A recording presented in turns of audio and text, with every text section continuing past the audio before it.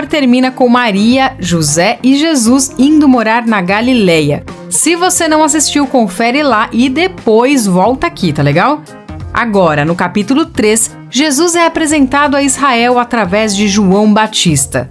O capítulo começa com a expressão "naqueles dias", que no Antigo Testamento era usada normalmente para se referir a um tempo de cumprimento profético. Mateus provavelmente usou essa expressão para enfatizar que promessas de Deus estavam se cumprindo por intermédio de Jesus. A mensagem desse novo profeta era de arrependimento e anunciação do reino do céu.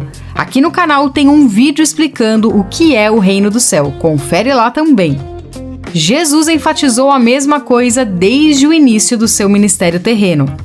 O arrependimento significa que precisamos deixar o estilo de vida pecaminoso e expressar a tristeza pelo pecado. Aqui no canal também tem vídeo sobre o verdadeiro arrependimento. No versículo 3 diz: "Porque este é o anunciado pelo profeta Isaías, que disse: Voz do que clama no deserto, preparai o caminho do Senhor, endireitai as suas veredas." Esse versículo é uma citação de Isaías 40, versículo 3. Que fala de alguém que prepara o caminho de Yahvé, ou seja, o próprio Deus. Ao fazer essa citação, Mateus está declarando a divindade de Jesus. E preste bem atenção no paralelo que há entre João Batista e Elias, tanto no estilo de vida, nas vestes e na alimentação. Mas muito mais adiante, Jesus vai explicar tudo isso. Então vemos o início do ministério de Jesus. Ele chega para ser batizado por João Batista. O detalhe é que o profeta batiza com água para o arrependimento, mas Jesus não tinha pecado algum. Do que ele iria se arrepender? De fato, ele não precisaria ser batizado, mas mesmo assim ele o fez para agradar seu pai, obedecendo às ordens dos profetas, sendo que João Batista foi o maior de todos eles. Jesus se batizou também para se identificar com a causa dos justos de Deus entre o povo. Se ele tivesse recusado, ele seria considerado um rebelde em vez daquele que veio para cumprir toda a justiça. Além de nos deixar o exemplo, é claro. No batismo de Jesus, eis que surge uma voz do céu e declara: "Este é o meu filho amado, em quem me comprazo." Mais uma vez, a identidade de filho de Deus é confirmada no Evangelho de Mateus. A fala do Pai tem um paralelo com os Salmos 2:7, que era um cântico entoado na coroação de reis de Israel, identificando então Jesus como rei, e a alusão a Isaías 42:1, que identifica Jesus como servo, a figura messiânica segundo Isaías 53, que iria sofrer ao ser ferido por nossas transgressões. Com todo esse contexto do Antigo Testamento em mente, vemos que as palavras de Deus identificam Jesus como Rei e Salvador. Viu só como a Bíblia toda se relaciona e aponta para Jesus? Perceba que Jesus assume o papel de Israel, que atravessou o Mar Vermelho e foi para o deserto.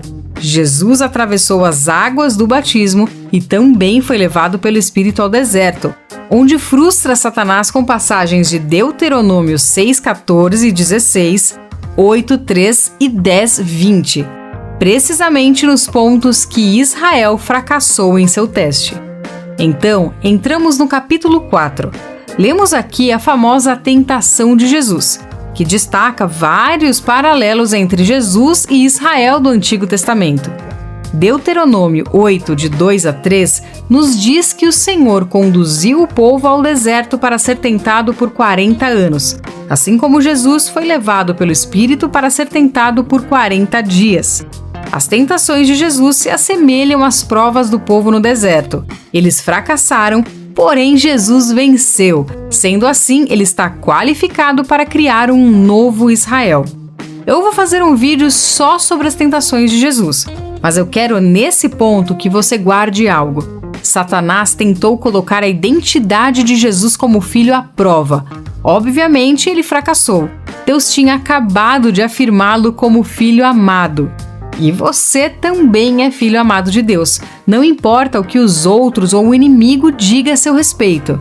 eu quero que você sempre se lembre que Satanás também usou a palavra de Deus fora de contexto para tentar Jesus. Cuidado com isso. Muitos poderão te enganar usando versículos fora de seu contexto.